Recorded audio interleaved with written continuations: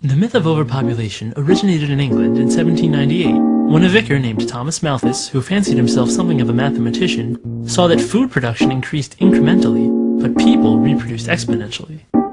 He sat down and did some simple math, and summarily decided that the world would be out of food by 1890. He blamed reduced mortality rates, and recommended killing off the have-nots of society, lest the haves starve to death. This cry was taken up by Paul Ehrlich of Stanford University in 1968, who claimed that reckless human reproduction had overwhelmed the Earth. Massive famines would result, which would destroy, best-case scenario, 1/5 of humanity by the end of the 70s. And the planet would follow. This fear produced large donations for the newly created UNFPA, which thrives on an imagined crisis that has been both imminent and rescheduled again and again over the past 2 centuries. The truth of the matter is that every family on this planet could have a house, with a yard, and all live together on a landmass the size of Texas, which is really just a small corner of the planet. The population of Earth will peak in 30 years, and then start to go back down. We're not overpopulated. Do the math.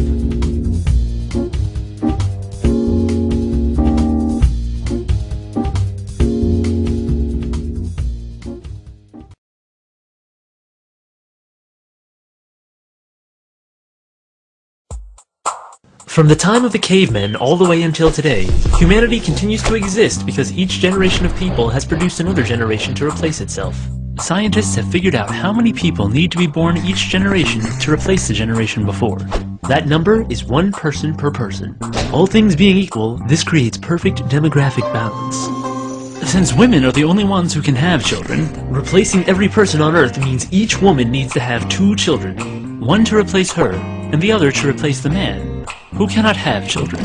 The total fertility rate is the average number of children each woman in a society is having. This number shows us if a society is growing or shrinking. In developed countries, the replacement rate birth rate is 2.1 children per woman. This will keep the population stable, but even that is assuming that every woman has children, and that there are no wars, famines, or disease.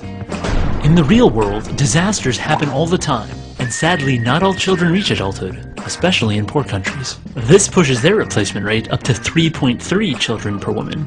Since not every woman wants to have children, in order to keep the population stable, some women need to have more than 2.1 children, to balance the birth rate with the women who are only having 1, or no children at all. Maintaining this balance is of the utmost importance. If society does not at least replace itself every generation, human numbers begin to fall exponentially. Economic and social problems appear, as elderly people retiring begin to outnumber young people entering the workplace. This is already happening all over the developed world. Many of the world's nations are only barely replacing themselves, while a growing majority have birth rates below replacement, some as low as 1.8 or even 1.2 babies per woman. Many societies are facing a very real danger: extinction.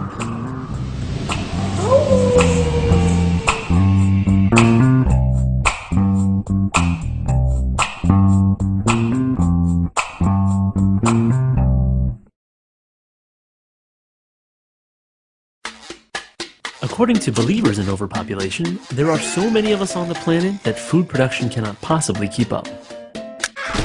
However, according to both the UN's Food and Agricultural Organization and the World Food Program, there is currently enough food on the planet for everyone to be well fed.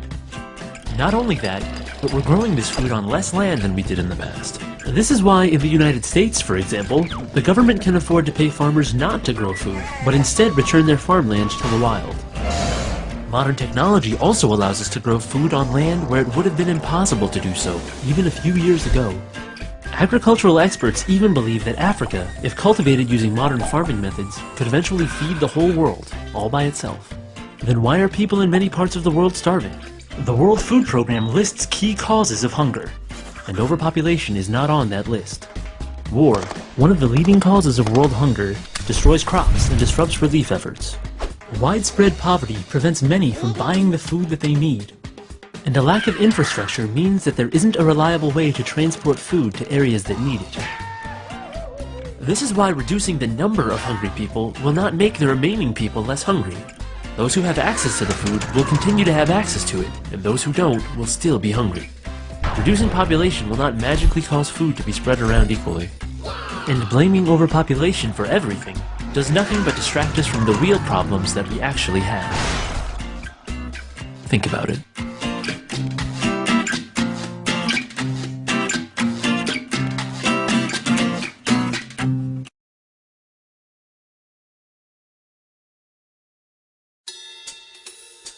When human beings first showed up on this planet, there weren't very many of us. And we faced a hard life of meeting our basic needs. Chances are, early humans spent a good deal of time hungry, cold, and without shelter. That is to say, poor. According to the World Bank, poverty is when people are deprived of well-being as a result of low income and aren't able to get the basic goods that they need for survival with dignity. How did any of the human race advance beyond poverty? We kept multiplying, and we formed communities.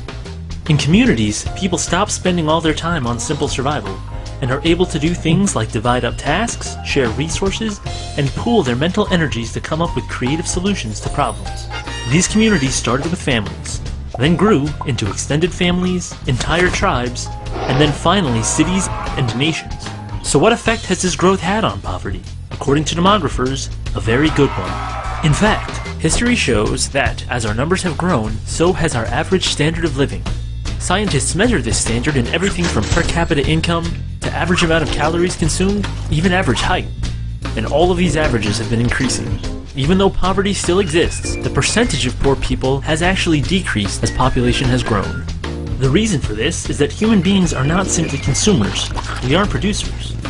This is why, over the ages, we have learned how to do things like produce more food on less land, find better energy sources, and make sure that more people have enough to eat and a roof over their heads. And this is also why, though urban poverty is still a huge problem, statistics show that the poor who move to large communities actually have better chances of rising from poverty than they did in areas where there were fewer jobs and less opportunity. For this reason, poverty is a problem that is not solved by eliminating people. Poverty has always been a problem, even when there were scarcely any people on the entire planet. People are the only proven way out of poverty. Removing them will only leave the poor right where they started. Think about it.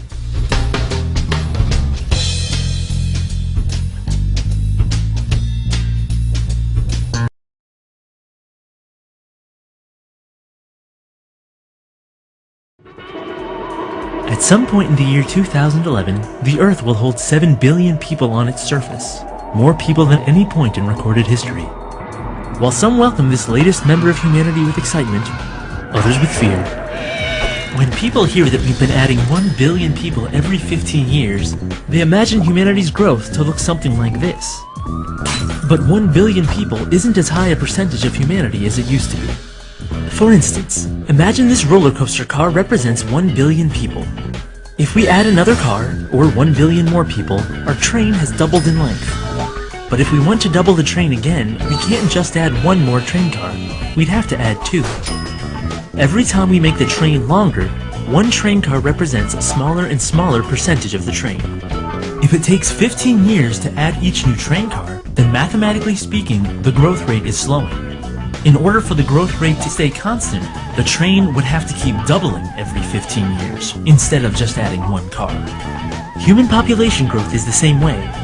In 1804, the world's population hit 1 billion. By 1927, that number had doubled. But by 1960, that number had only grown by half. By 1975, it was only growing by a third, and then a fourth, and then a fifth. To see how population growth is slowing down, we look at a number called the global total fertility rate, which is the average number of children each woman is having. And over the last 40 years, that rate has been rapidly falling. According to the UN's current data, the world's population is due to peak in 25 years. After it peaks, it will start to go down. By the end of the century, we'll be losing 1 billion people every 20 years. This year, the world's population will hit 7 billion. In 75 years, we'll be back here again. Think about it.